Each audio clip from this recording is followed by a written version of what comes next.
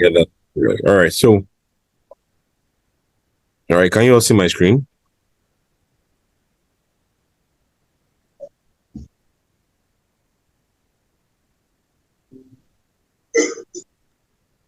Yes, I can see your screen. Oh, yeah. Thank you so much, Kamala. All right. Can we all confirm this? Yes, I can see your screen. All right. Thank you very much. Yes. All right. Yes. Okay. All right. Just hold on. Can I keep it drawing? Yes. All right. So I'll comment. So punctuation errors in OET writing, very important. But before we look at a few things to note about punctuation errors, I will be taking us through the scoring system for the OET writing. Okay. So now this might not be so clear, but I'm going to. Someone's mic is not muted. Kindly mute your mic, please. I can mute this. And mute this. Okay. All right. Thank you. All right. So there are certain criteria in which the OET exam is being scored. Okay. So the first one you have is purpose. All right. You have content, and then you have conciseness and clarity. And then you have your genre and style, right? And then you have your organization and layout. And then you have your language. All right. So purpose, I'll just take you all through what this means quickly. So purpose just means how the reader will get a quick and precise sense of what is being asked of them. So what it means is this. Someone's mic is still not muted. Christabel and someone using iPhone. Please kindly mute your mic. Thank you. All right. So purpose, most time for your purpose, you have to look at how quick and precise, you are going to relay that information to the examiner. So what I mean is this: if you are given an information on maybe write a referral letter, okay, and maybe the referral letter was talking about that the patient had a poor glycemic control or suboptimal control of his or her blood sugar levels, it means that in your purpose of your letter, that's at the introduction, right? The information regarding what the receiver needs to know should be given. So for example, if the letter was talking about poor glycemic control, all right, that was supposed to write about. And then I'm writing to refer Mr. Dave, okay, who is a known diabetic patient. He will benefit from your management and care, for example. Now, in as much as that is an interesting introduction, it doesn't give the receiver of the letter why you are still referring this patient, because the reason why this patient is being referred is that this patient has a poor glycemic control or poor sugar control. And that should be captured in your introduction. So your introduction should be something like, I'm writing to refer Mr. D, who is a known diabetic, okay, and presented today with poor glycemic control, right? So he will benefit from your assessment and management. So the purpose of the letter has been defined, and the purpose of the letter is that Mr. Dave has poor glycemic control, hence the reason for the referral. Okay, so that's what your purpose is all about. And then most candidates tend to fail it if you don't, lay emphasis on the purpose. And the purpose is usually in your introduction of your letter. So you must get the purpose of your letter in your introduction. And then the academy has tried to, train candidates one-on-one when doing this writing, and then try to give them how to write this introduction so that by the time the examiner is looking at your introduction, they can understand the purpose of that writing. Okay. So that's the purpose criteria. Now for your content is looking at how much necessary information are you adding into your letter writing. So for example, if you're writing a letter to an orthopedic surgeon, and then what your patient has is fracture, you might be surprised that in the case note, they'll be telling you that this patient had an hypoglycemic episode in 2012. They might tell you that he was treated for allergic rhinitis in 2013. The case note might also tell you that he was managed for maybe pneumonia in 2015. Now, in as much as those are medically correct, they are not appropriate. They are not appropriate to be added. Hello. Mr. Detola, who is this? Martha. So can you mute your mic, please? Thank you. All right. So they are not appropriate for you to add those information in your letter writing. So content means how many of those necessary information are you adding in your letter writing?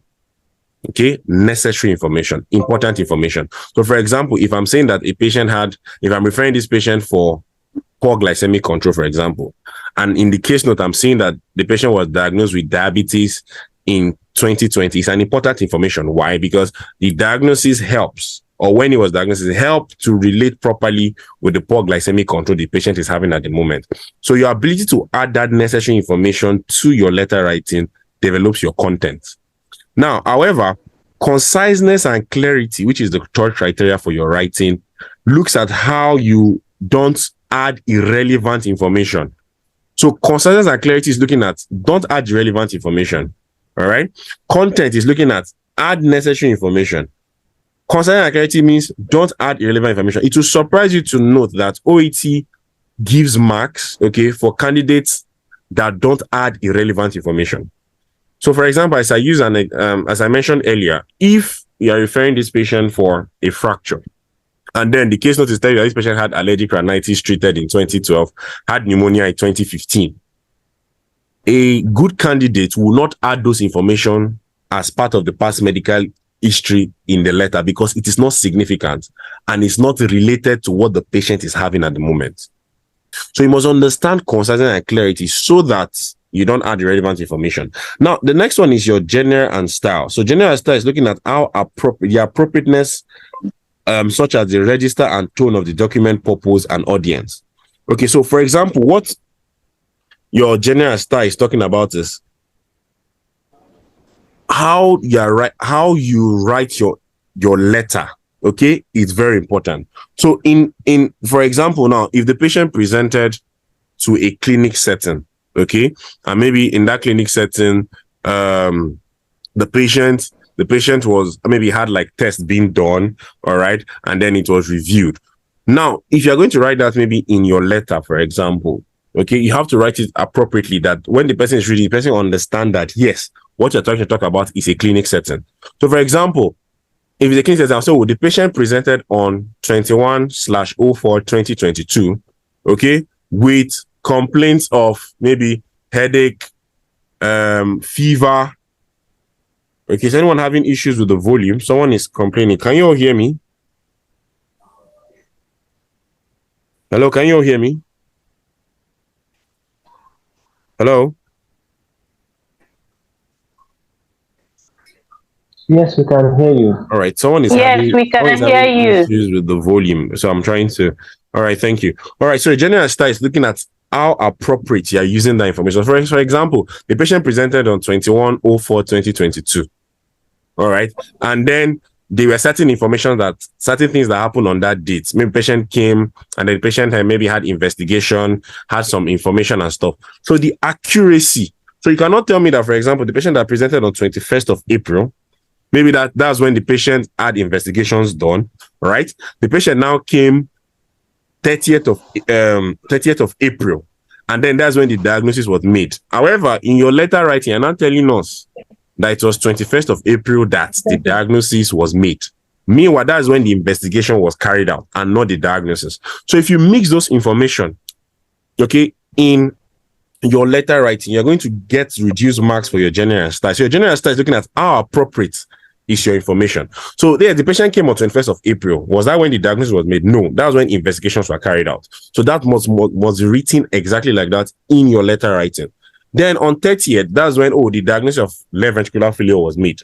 But then if you now mix this information together and then you're not able to be appropriate of when such events happen, then you are going to lose marks for your genre and style.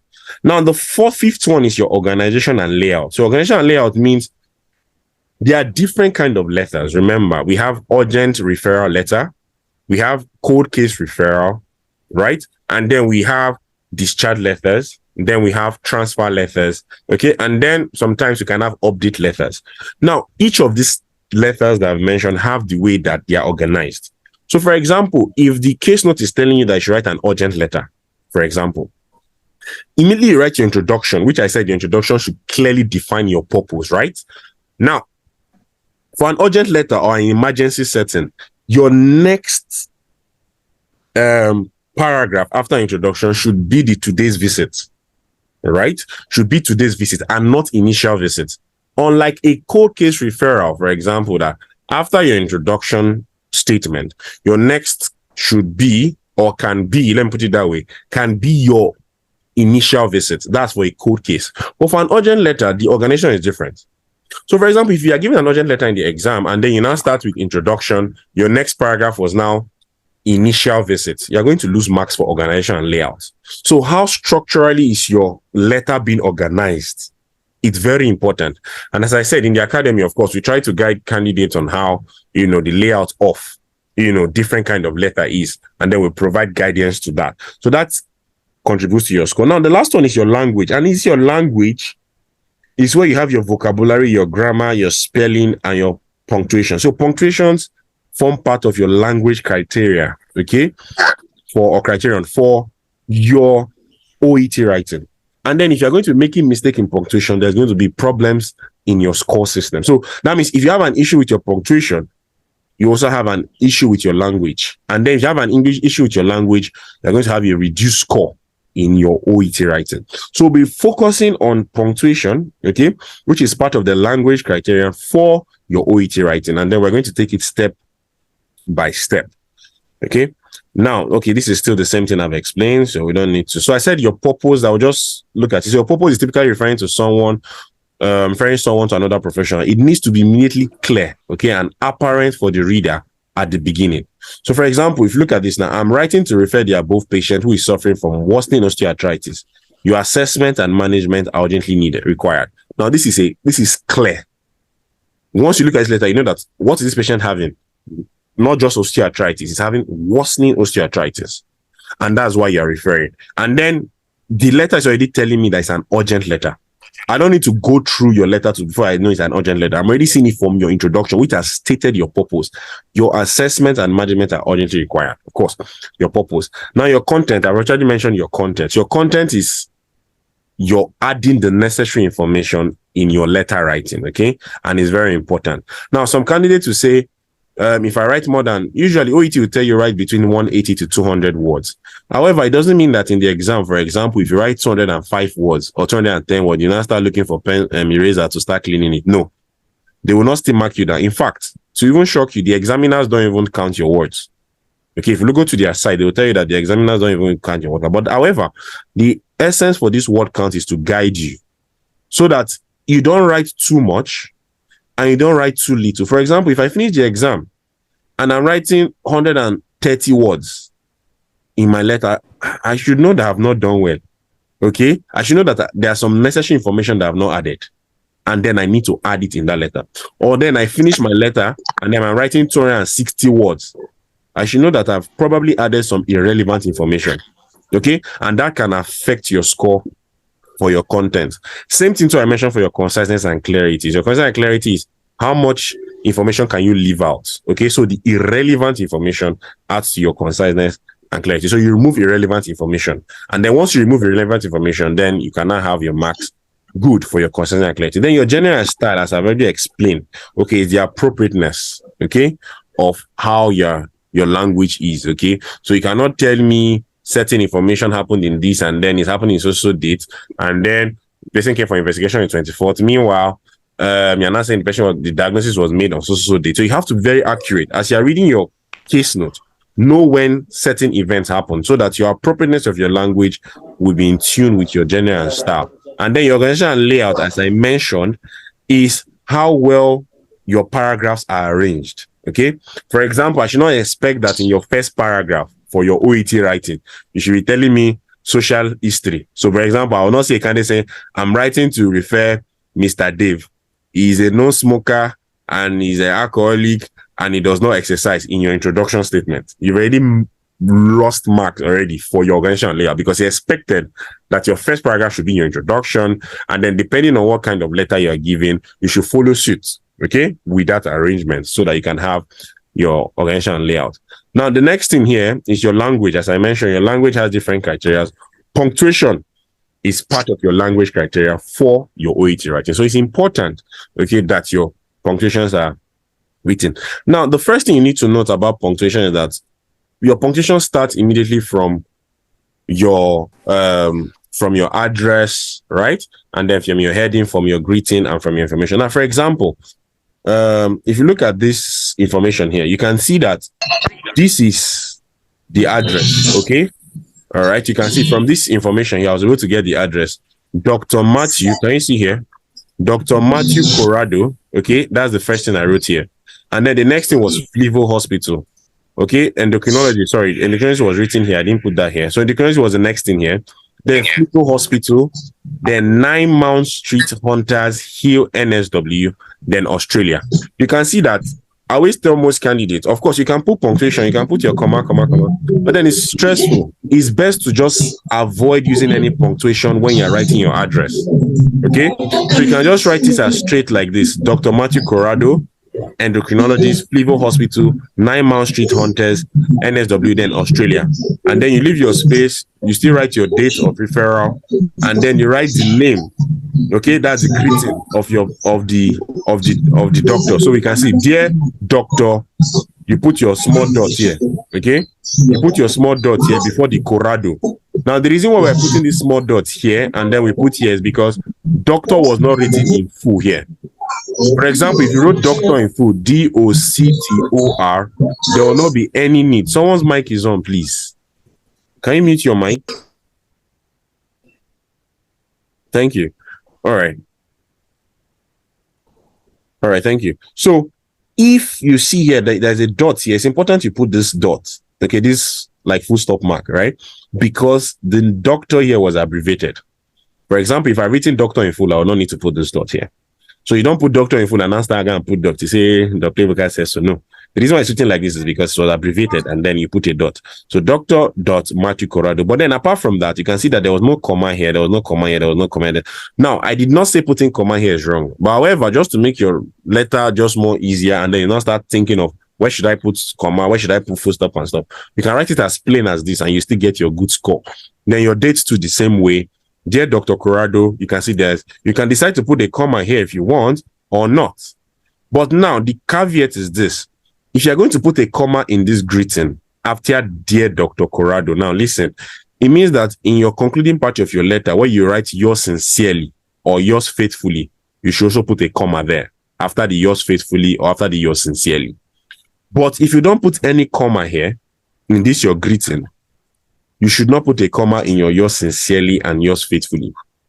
But then, if you put a comma here, when you're getting to your yours sincerely, you put yours sincerely, comma, then you put doctor, or yours sincerely, comma, you put nurse, yours sincerely, comma, pharmacist, yours sincerely, comma, space, physiotherapist. But then, if you leave it plain like this, once you get to your yours sincerely or yours faithfully, there is no need to put a comma, since a comma was not put at the greeting part. And then you put your heading, Juan Bora, you can put DOB, colon, you can see this is a colon here, dot, then the date, 27/7/2021. It's important that your date of referral, okay, and then your date of birth, the dates, that's the pattern of writing those dates are similar. Okay, so for example, let's say here I wrote 7.6.2022. I should also expect to use that in this format so that there will be similitude, okay, or similar occurrences in the dates here. Now, just to highlight a few things. Now, one thing that candidates always fail to do is how to punctuate their first paragraph. Okay, so your first paragraph is your introduction statement. Remember, I mentioned that, and that should define exactly the purpose of your writing. All right. So now look at this. The first paragraph, as I'm sure you will all know, ought to focus directly and immediately on the reason your letter is being written immediately. So, for example, you're writing to a surgeon due to a worsening case of arthritis. The error I often see, however, is with punctuation. Consider the following response. Now, I'll ask questions.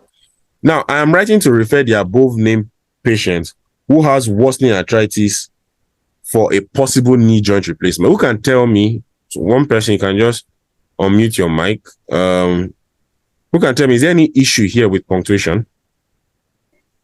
Is there any issue here with punctuation, or is it fine like this? I am writing to refer the above named patient who has worsening osteoarthritis for a possible knee joint replacement. So in case the class ends, please just rejoin with the same link. But then, is there any issue with this information? If there is no issue, you can type on the chat box and say no issues. Okay. I feel like there should be a comma after patient. Where you say I'm writing to refer the above patient, comma. Okay, writing to above the comma, right? So there's supposed to be a punctuation here. So thank you very much. Who spoke? Sorry, what was the name? Linda. Okay, Linda. Okay, thank you, Linda. So now, if you're going to write, for example, I'm writing to refer the above named patient, you can use that. You can also use the patient's name directly. So I'm writing to refer Mr. Dave, comma. So after the name of the patient in your introduction, okay, or if you use above named patient, always put a comma here. Okay, so I'm writing to refer the above named patient, comma, for a possible knee joint replacement. Right? She has a worsening case of osteoarthritis. Now I'll show you an example here. Now, look at this. If you're going to use the name, as I said, you're going to use the name of a patient directly. It should be written as I'm writing to refer Mr. Dave, comma. If you're also going to use above named patient, which is also correct, any of them you choose is fine. So I'm writing to refer the above named patient. A comma should be here for a possible knee joint replacement. But remember, see certain things. Now, there was a small hyphen here between the above and mentioned patient. Or you can say above mentioned patient, above named patient. So if you're going to use this, you put a small hyphen in between the above and mentioned if you're going to use this format. However, as I said, you can directly use the patient's name rather than using this format. So you can say, I'm writing to refer Mr. Dave, okay? Or I'm writing to refer Mr. Kunle or whatever. All right. So I'm writing to refer the above dash mentioned patient, comma. So a comma should come after the name of the patient or after using above named or above mentioned patient for a possible knee joint replacement. She has a worsening case of osteoarthritis. So your punctuation marks are very important. I'm still going to give certain scenarios. So we should just get ready for that. Now, look at this information here now. Now, in your introductory and transitional phrases, I'm going to explain this. Now, there are various kinds of phrases that go at the beginning of a sentences in English, often before the subject. Okay? This serves different purposes, but generally speaking, they all take a comma in between them and the subject of the sentence, which begins a new clause. I will explain. These transitional phrases generally introduce something, okay, or offer a transition between different ideas. Now, for example, when you say transitional phase, now look at this. On November 28th is a transitional phase because I'm introducing something new. So that means I've been writing a lot of information and I came to another paragraph or to another sentence and I said, on November 28th, that's a transitional phase. Okay? Right? Mr. Joe underwent a laparoscopic surgery. All right. Now, look at this other one again. On examination, this is another transitional phase, because I'm introducing something new now. I'm not telling the examiner or the reader of my letter that this is a new thing I'm bringing now. That's examination findings. On examination, we are transiting. Okay? So we are transiting to another purpose. The patient was found to be dyspneic. Now, another information is, as a result, okay, he was commenced on metformin. Now, if a candidate writes this way, you are correct. However, you need a comma for your punctuation. So, for example, after a transitional phase, like for example, writing on November 28th, there's supposed to be a comma here.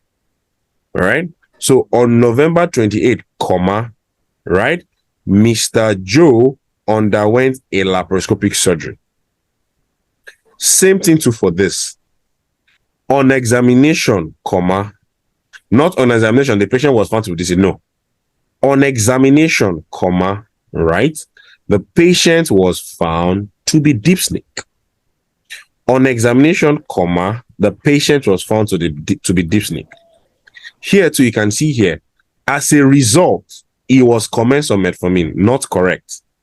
As a result, comma, he was commenced on metformin. So these are transitional phase because they are transiting, they are giving new information. Okay, they're introducing something new, or they are offering a transition between different ideas. So it should not be nice that a candidate is going to write, for example, maybe on December 2018, and then you just went straight. There's no comma. Or at the initial visit, comma. Because using at the initial visit is a transitional phase. I'm introducing something new. At the initial visit, comma, Mr. Joe presented with signs and symptoms of this and this and this. On examination, comma, the patient was found to be dyspneic, right? As a result, comma, it was commenced on metformin. So your transitional phases are very important.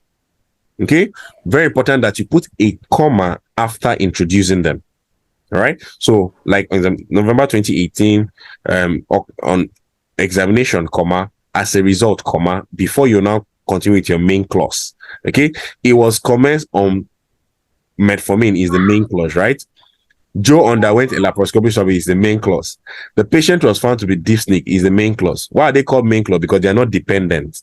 Okay, they can stand on their own. So Mr. Joe underwent a laparoscopic surgery can stand on his own.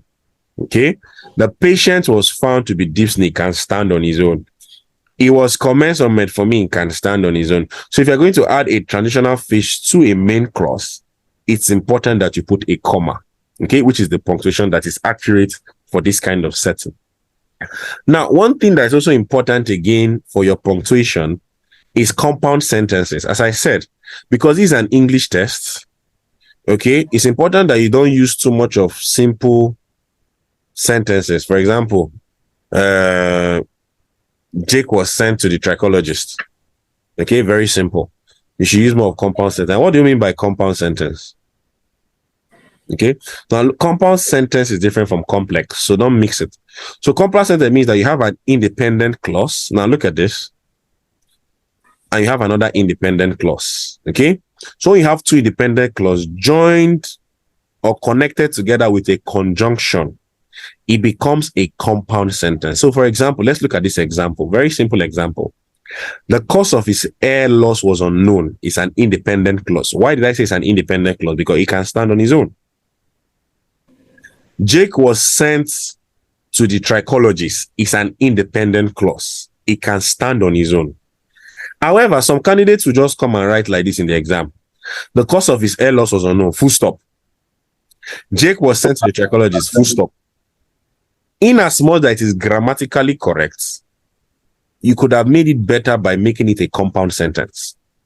The fact that they can stand on their own doesn't mean that you should just be using them as simple as that. Make it compound sentence. But then in making it a compound sentence, you have to take into cognizance your punctuation. So some candidates will also make it like this. They might say the cause of his air loss was unknown, so Jake was sent to the trichologist. Now, if you avoid this comma, you're going to lose marks for your punctuation. So whenever you have two independent clauses that you want to join with a coordinating conjunction, which is so here, you have to use a comma before it. So for example, let's imagine that it's and I want to use here. And. Okay, let's imagine it's and. And is the conjunction I want to use. So if I say the cause of his air loss was unknown, comma, and Jake was sent to the trichologist. Some candidates will say, but I'm using and now, why should I put a comma? Please put a comma before that and. Because whenever you have two independent clauses and you want to use a coordinating conjunction, you put a comma before it because they are two independent clauses. So for example, the cause of his air loss was unknown, comma, and Jake was sent to the trichologist. So the cause of his air loss was unknown, but Jake did not attend the clinic. Okay? The cause of his air loss was unknown, comma, but Jake did not. Someone's mic is on, please. Can you mute your mic?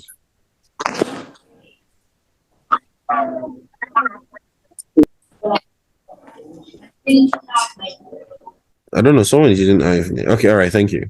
All right. So now, if you're writing your letter writing and then you see that you're trying to join two independent clauses, please and please, before your coordinating conjunction, when I say coordinating conjunction can be for, and, but, or, yet, so. Okay, so before you all right. So I said if you have two independent clauses, please. Some candidates always forget to add this comma here, and it's very important that you add it before your coordinating conjunction here. All right, and then Jake was said to tricolor. So when you look at your sentence and you see that there are two different kind of stuff, you try to look at it. Now look at this. Now let's look at this information. Now look at this. You know I put a comma here, right? Can you all hear me? I put a comma here before the coordinating conjunction. Now, I can also put a semicolon, right, in between. So, for example, remember I said that compound sentence means that you have two independent clauses, okay, separated by something. All right. Now, look at this information. That same information I gave us in the last slide. Now, look at this. I can also say the cause of the hair loss was unknown. Now, look at this. The cause of the hair loss was unknown. I now put a semicolon. And I use therefore, okay, comma, Jake was sent to the trichologist. It's also correct. So I always tell candidates, it's not every time you need to put therefore in a new sentence. You know, some candidates will do it like this. The cause of the hair loss was unknown. They will not put full stop. They will not start a new sentence with therefore. They will not put a sentence with therefore. That's T, capital letter T now because they put a full stop. THER, then therefore, comma, Jake was sent to the trichologist. It is correct. You're not wrong. Okay. However, you will not get better marks than a candidate that was able to make the sentence a compound sentence. So the candidate that now says the cause of the hair loss was unknown, and then put a semicolon and say, therefore, comma, Jake was sent to the trichologist. You can also use this format. At the same time, to always see a lot of letters. Some candidates will write it this way. They will say, the cause of the hair loss was unknown. You now say full stop. You now say, however, comma, Jake did not go to did not present to the trichologist. Now, you can make that however, or although in this format too. So you can also say, the cause of the hair loss was unknown. You put your semicolon and say, however, comma, Jake did not present to the trichologist, or Jake was sent to the trichologist. Okay. Now, immediately you use that however, or therefore, or although, you can see that there's a comma here. Okay. So I didn't just say, however, Jake was sent to the trichologist. However, comma, Jake was sent to the trichologist.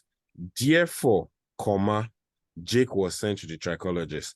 Although, comma, Jake was sent to the trichologist. But then you can decide to use this semicolon pattern, or you can simply just use the previous pattern that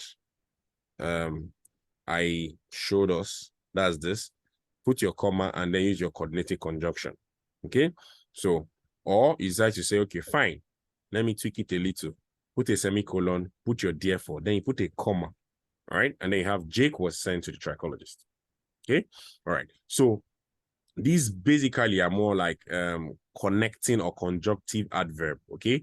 So therefore, however, although, okay, they're conjunctive adverb as they call them, or connecting adverb. Say same thing. So you can see the cause of the hair loss was unknown. You put your semicolon and therefore. So it's not necessary for you to just start however in a new sentence. It's not necessary to start although in a new sentence. It's not necessary to start therefore in a new sentence. If you can make it a compound sentence, you can just use your semicolon.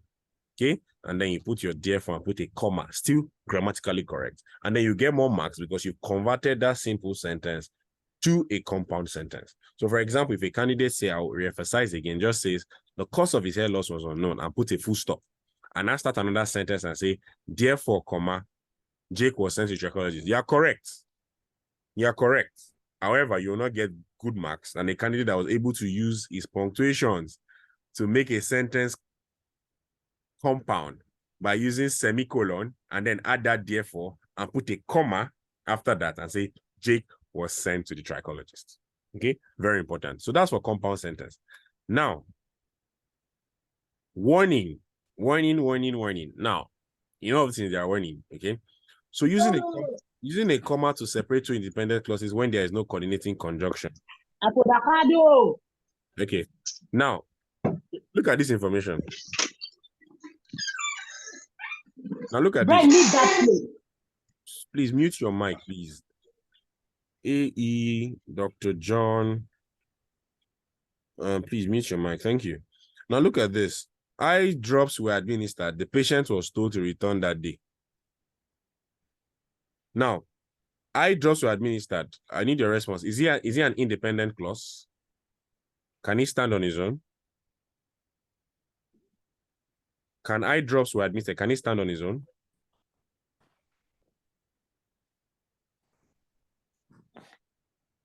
Hello, can you? Yes. Yeah, he can stand on his own, right? The patient was told to return that day. Can he stand on his own? Hello, can you hear me? The patient was told to return that day. Is it a sentence that can stand on? Yes. Yes. So it's an independent clause, right?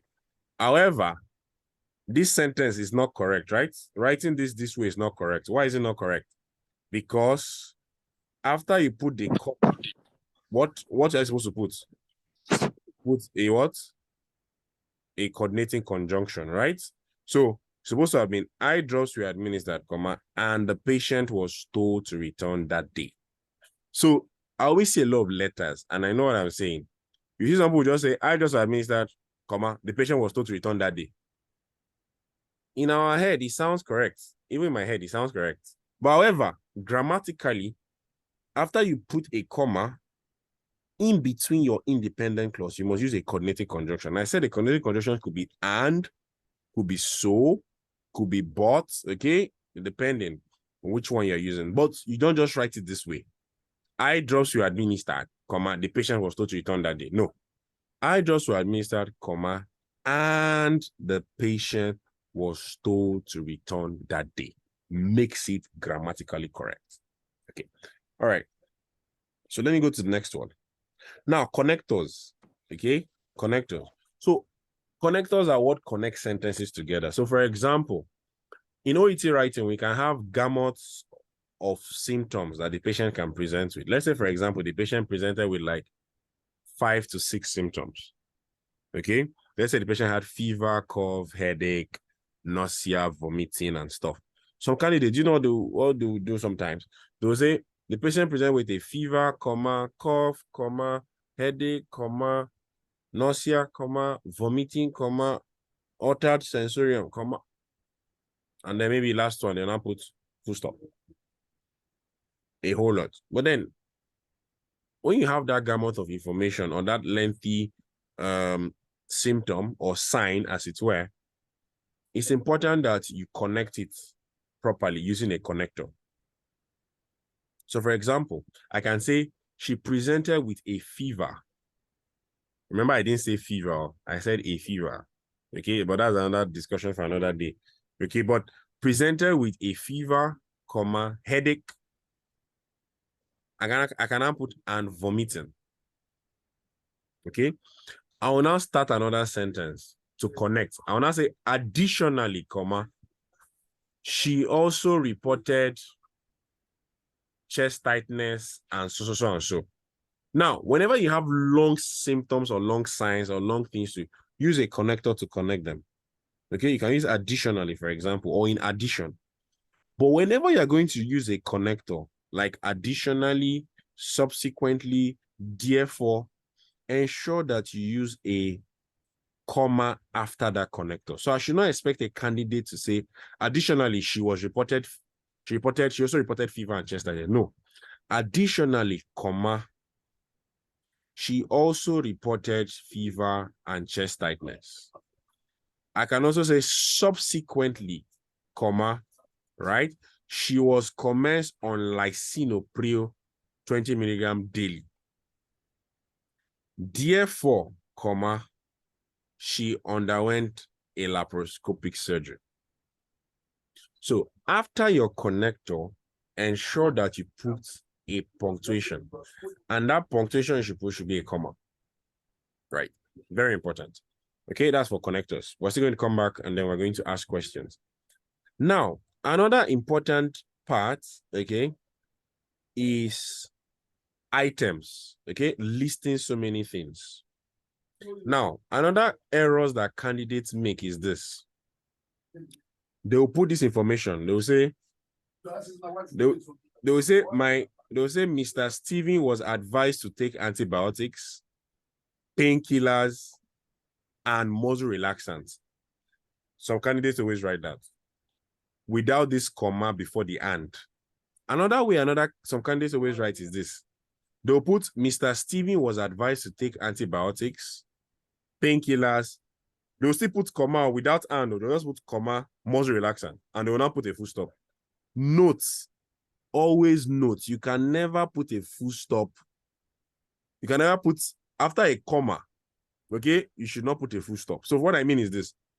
If you say, Mr. Steven was advised to take antibiotics, comma, painkillers, comma, you didn't put and, you now say muscle relaxant, you now come and put full stop, is wrong. Is wrong. Is wrong. The best way to write this is this format that I've explained. So look at this item 1. So item 1, after item 1, you put a comma. After item 2, you put another comma.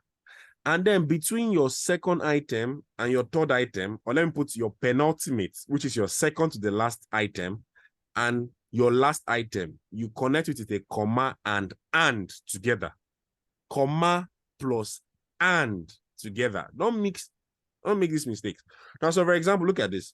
The patient had a headache, comma, fever, comma, and muscle pain. Not the patient had a headache, fever, and muscle pain without the comma.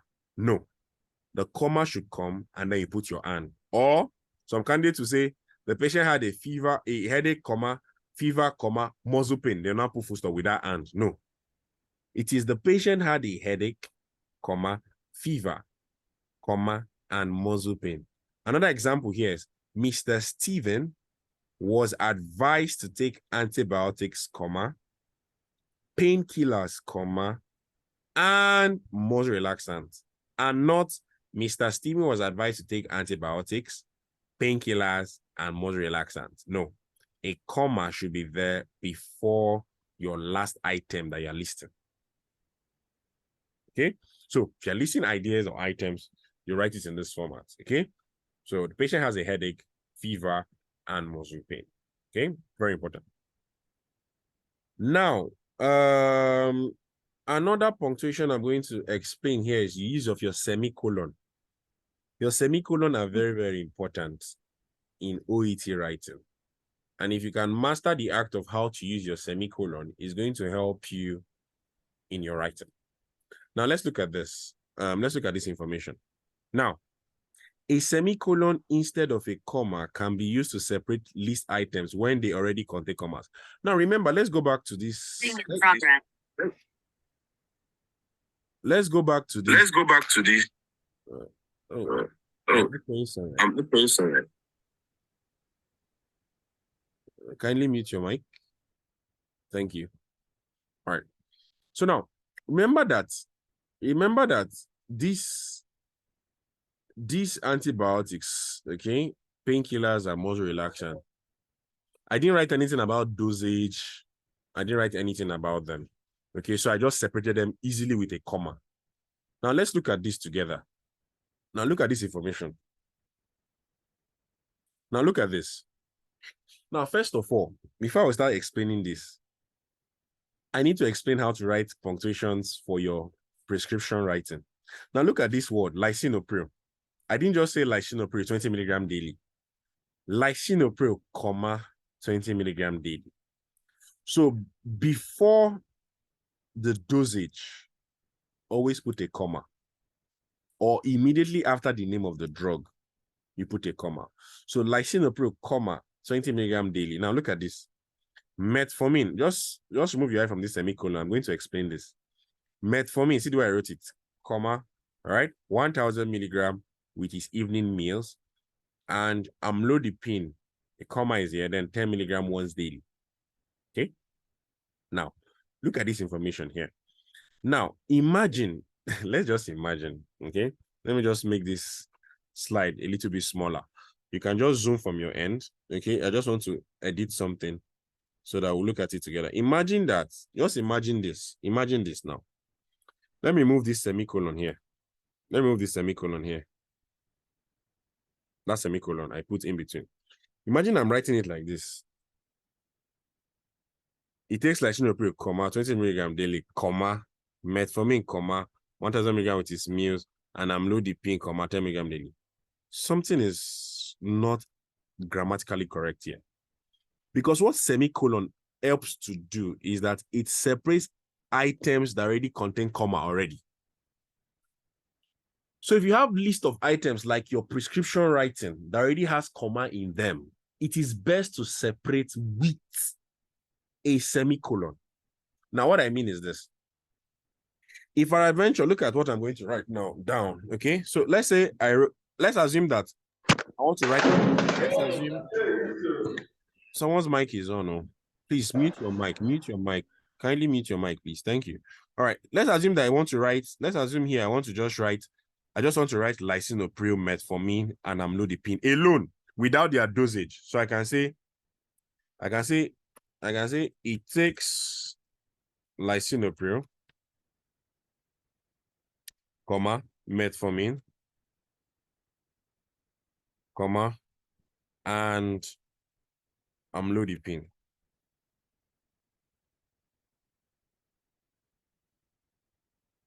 Now, look at this information here. Can you all tell me, is this correct? The way I wrote this, it takes lisinopril, comma, metformin, comma, and amlodipine. Is this correct? I need your response. Is this correct? This last statement.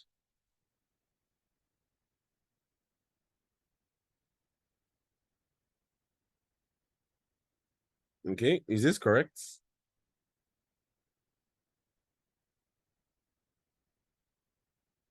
Dr. Bolanley, is this correct? Or Christabel, anybody that is on the call? Is this statement correct? It takes lisinopril, metformin, and amlodipine. Is it correct? It's not correct. Why is it not correct? They want to put the milligrams there. So let's assume that I didn't put milligram. Let's assume that this is how I just wanted to write it in the OET writing. Let's assume they just told me in the case note that this patient is a non-diabetic and blah blah blah. And they just tell me that it takes lisinopril, metformin, and amlodipine, and then I decided to write it like this in the OET writing. Okay, is this correct? No, It's correct. Yes, It's correct. correct then. If there's no dosage. It is correct. it's correct. It's It's very correct. It is very correct. It is very correct. Okay, it is very correct. Lisinopril, because I'm listing items. Remember my last explanation. If you're listing items like this, it takes lisinopril, comma, metformin, comma, and amlodipine is correct. This is very correct because I'm listing items. But however, if I'm going to write the dosage now of lisinopril, remember that I told you that I explained that if you're going to write dosage of medication, you write the name of the drug and then you put a comma before the dosage, right? Once you are going to have items, if you're going to have items that is going to be listed, and those items are already containing a comma already, you have to separate those items with a semicolon. So for example, what I mean is this. Look at this information here now, this first one. I said it takes lisinopril, comma, 20 milligram daily. Because there's already a comma in this item I listed here, I will have to connect to the next statement, which is metformin, comma, 1000 milligram. I have to connect both of them with a semicolon. Because the lisinopril I mentioned here already contains a comma in the old statement. So there is lisinopril, comma, 20 milligram daily, a statement already. So I should not expect a candidate to put a comma here. Okay? Okay, Linda, I'm going to attend to you soon now. Okay, I do not expect a candidate to put a comma here. I'm supposed to expect a candidate to put a semicolon. Now remember, if you read this carefully, they said a semicolon instead of a comma can be used to separate items when they already contain a comma already. So there's a comma already. You should use a semicolon. If there is no comma in that statement, there is no need to use a semicolon. So for example, this lisinopril I wrote here, there is no comma 20 milligram daily here. So I can separate them easily with a comma. But here now, it takes lisinopril, comma, 20 milligram daily. I have to use a semicolon. So here, normally, these are supposed to be. Okay, so I'm supposed to have something like this. Okay, so now look at this information here now. It takes metformin, comma, 1,000 milligram with his meals. It's already a statement.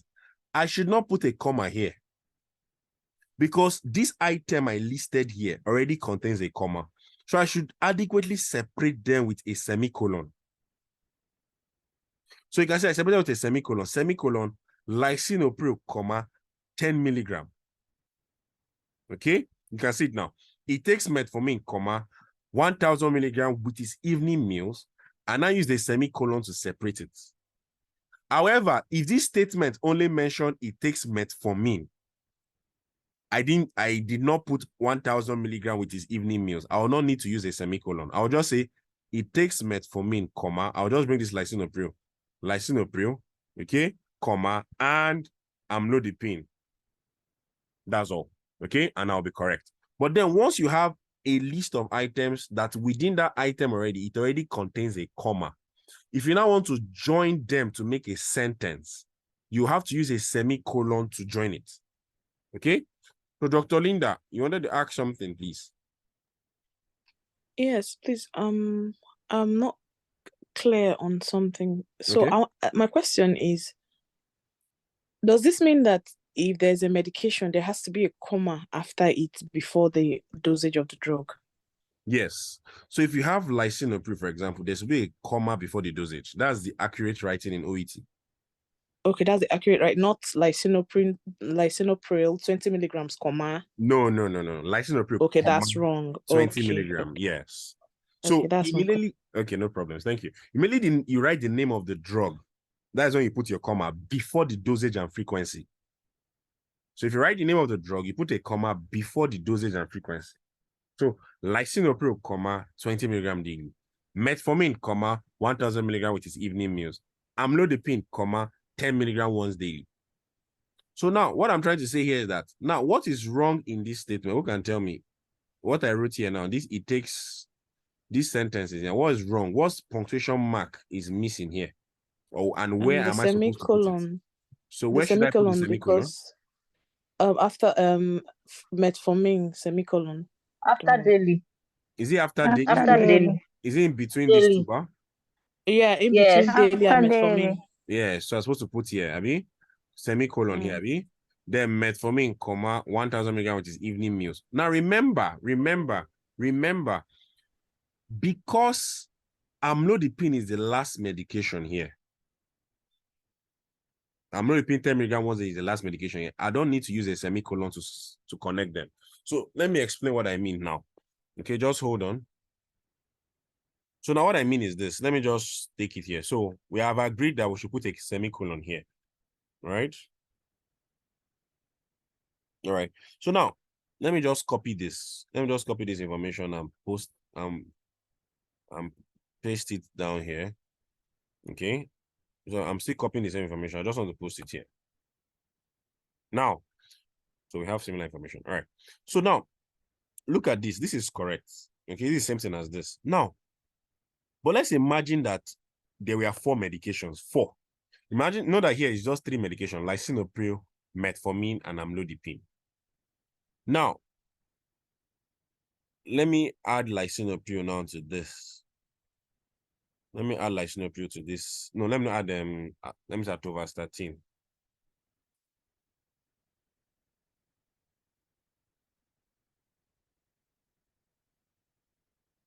So let's assume I've added atorvastatin now. Now, the only time the semicolon rule doesn't work in this kind of stuff is between the last item you are listing, and the second to the last item. Let me come again. The only time this semicolon thing doesn't work in this listing is between the second to the last and the last item. What do I mean by this? Now, lisinopril is the first medication here. So I wrote lisinopril, comma, 20 milligram daily. I used the semicolon. And I wrote metformin, 1000 milligram day, 1000 milligram with his evening meals. So in between this metformin now and this amlodipine, I'll use another semicolon, right? Are we together? I'll use another semicolon here. Okay. However, I will not say because we're using semicolon rule now, I will not come and say between amlodipine and this atorvastatin, between this amlodipine and atorvastatin now, I will now put a semicolon here again. Okay. So now look at this. Now let me just project it in a bigger screen. Now look at this. Look at this arrangement. It takes lisinopril, 20 milligram daily. I put a semicolon. Metformin, 1000 milligram with his evening meals. I put a semicolon. Amlodipine, 10 milligram once daily. I put a semicolon. Atorvastatin, 20 milligram in the morning. I put a semicolon. Now, this could have been correct. However, always note this. Between your second to the last and your last item, connect them with and not semicolon. So here I'm supposed to use an and here. So let me just give you an example. If you have four medications listed like this, between the first and second medication, use a semicolon. Between the all right, sorry, network went bad. Dr. Linda, is your hand is still up? I hope it's not paining you. Do you still have questions? Oh, no, I don't. Sorry. Let me take that down. All right, that's fine. Okay. So now what I'm trying to explain here is this. Thank you. All right. So what I'm trying to explain here is this. Now, in between, okay, between the second to the last, which is amlodipine, and the last medication, you connect it with and. Okay. But then let's assume you have five medications. Between the first and second medication, connect it with a semicolon. Between the second and third medication, connect it with a semicolon, right? Between the third and fourth medication, connect it with a semicolon. But between the fourth and fifth, connect it with a conjunction, which is and. Is that clear? So if you have 6 medications, same thing. Between the first and second, use a semicolon to connect them. Between the second and third, use a semicolon to connect it. Between the third and fourth, use a semicolon to connect it. Between the fourth and fifth, use a semicolon to connect it. However, between the fifth and sixth, which apparently 6 is the last medication in this regard, you use and to connect it. So now, what is the error in this particular sentence? Who can tell me now? What was the issue with this arrangement? You can tell me. Between amlodipine and atorvastatin is supposed to be and, not a It's semicolon. supposed to be and here. I hope we are getting it. Thank you so much.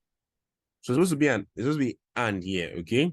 And remember, I said that the semicolon rules only applies to when you are listing an item that already contains a comma already. So if it's just simple listing like this, you don't need a semicolon. But if that listing of item already contains a comma like this, like you have lisinopril, 20 milligram daily, use a semicolon to separate it, okay? All right, so let's move to this complex sentence. Dr. Buka. Okay, your question, please. Who is speaking? Yes. Who is Amina. speaking? Amina Adeni, right? Amina. Yes. Okay, all right. Yeah, my question is, you said you're supposed to put a conjunction, that's and, between the last, the second to the last and the last listing. Yes. My question is, do we need to put a comma before the conjunction, or is just the conjunction we are The putting? conjunction is fine. Okay. Yeah, just and is okay. Yeah, no need for the comma before the and. Just and straight. All right. Okay. I hope we got that question. So what she was trying to say that now here, am I going to put a comma here? No. You don't put a comma. Oh, you have a comma here. That's the rule. You don't put comma and put another comma here again.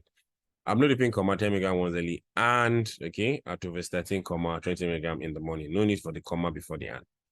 All right. Okay. So next is the complex sentence. So your complex sentence is very important. In fact, I always tell candidate that just like the way you write your IELTS and all whatnot, try to have at least 1 or 2 complex sentences in your write-up. And what do I mean by complex sentence? The complex sentence means that you have one dependent and one independent clause. Okay. So remember that compound means you have two independent clauses, right? And then we already spoken about our compound sentence. But for complex means that you have one dependent and one independent. What do I mean by dependent and independent? Now look at this statement. Look at this statement here. Following a recommendation to reduce alcohol consumption. Is that an independent or dependent clause? Who can tell me? Is that dependent or independent? Dependent. It's dependent. Okay, it's dependent, meaning that Independent. exactly, meaning that it needs an information to make it complete, right? Because on its own, it does not make sense. So saying following recommendation to reduce alcohol consumption, what does it make you to do? It makes you to expect that there's an information you're waiting for, right? So whenever you have a sentence that makes you to expect an information to complete it, it means that it is dependent on that other information. All right. So I cannot just say, following a recommendation to reduce alcohol consumption. The next thing you say, Dr. Ebuka, so what now happens after that? You're looking for something. So if you have that kind of setting where you have a dependent clause, okay, and then you have an independent clause, you have to use a comma to separate it. So for example, following a recommendation to reduce alcohol consumption, that's a dependent, this is a dependent clause, it's depending. You can see there is a comma here, right? Comma. Mr. Williams reduced from 12 to 8 international units weekly. Do we get that? Following a recommendation to reduce alcohol consumption. This is why I'm explaining this thing is that after we end this class, I'm going to send in some assignments on the page, okay, for us to engage. And then we'll be getting our responses. So it's important that we follow through. So I'll come again. Dependent clause. Between your dependent clause and your independent clause here, following a recommendation to reduce alcohol consumption is dependent on this statement. What do I mean by this? Mr. Williams reduced from 12 to 8 international units weekly can stand on his own. This statement can stand on his own. But then once you add a dependent clause, you have to use a comma, okay, to separate it. Okay, are we seeing this? Use a comma to separate it. Okay. All right. So you have to use a comma in between your dependent and independent clause. So how do you know a dependent clause? A dependent clause cannot stand on its own. So once you're writing, you have to understand that it cannot stand on its own. All right. So use a comma to separate it. Now, another thing I need to mention for OET writing is that I always see candidates avoid using brackets in your writing. I didn't mention that here. I just have to share that. Brackets should not be used for an official letter. So some candidates to say the blood pressure was markedly or significantly elevated. Do not put bracket 150/90. And his lipid profile was deranged, bracket 6.1, bracket, close bracket. Introducing brackets to your writing makes it unofficial. It's important to go there. So for example, I can say the patient's blood pressure was significantly elevated to 150/90. To 150/90 without bracket. And his lipid profile was deranged, okay, to maybe 6.2. All right. I don't need to write bracket 6.2. It's not wrong, but because it's an official writing, okay, so you have to avoid using brackets, okay, as much as possible. Use the sentence and make it a complete sentence rather than using brackets to write your values, okay? So very important that you don't use brackets to write your values and stuff. Just write them as straightforward as possible so they can have the adequate score and adequate marks. Then yet again, some people go and put yours sincerely, and then doctor put a full stop after. It's not necessary. As I said, since you didn't put full stop in all those your address and stuff, it's not necessary. The only time I said was this: if your greeting is dear Dr. Robert, and you put a comma in your greeting, in your conclusion, if you're going to use yours sincerely or yours faithfully, you put a comma. Apart from that, you don't need to put any punctuation anywhere. Your address, your greeting, your date, your heading, can be void of any punctuation. Okay, so you don't need to put a comma in all of those things, and then you still be correct.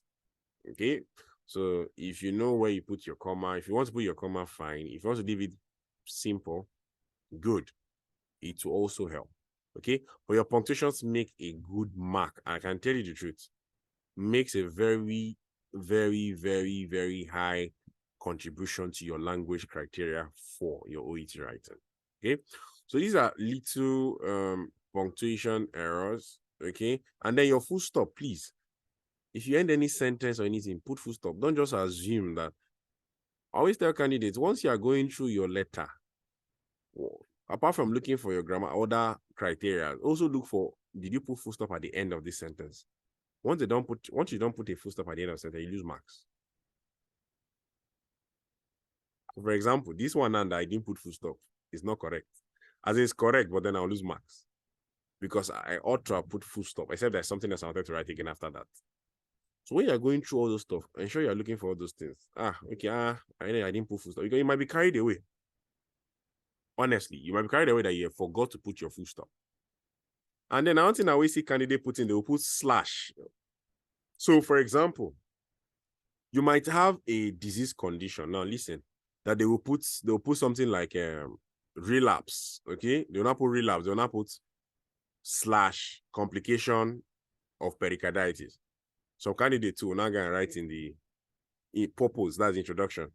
I'm writing to refer Mr. Devil presented with relapse slash complication of pericarditis. No, OET is expecting you to write it in a more grammatical correct way. Slash is not used in official letters. So you can say, I'm writing to refer Mr. Devil presented with relapse with possible complications of pericarditis. With possible complications of pericarditis. All right. So when you see slash, I tend to tell you that it could be this or this. There is a possibility that both of them are coexisting. Okay. So you use words like with possible. Okay. Complications of pericarditis. Some people put plus or minus. And I've seen candidates that also, when they wrote their letter, they put, because the case note put plus or minus. They also came to put plus or minus in the introduction. Plus or minus is no. It's not accepted. Those things are not accepted. When you see plus or minus, they're trying to tell you that there's a possibility. They are not sure, but it's a possibility that this could be occurring. So it's suspected, it's probable, it's possible. Okay, we're not sure. So when you see plus or minus something, you should not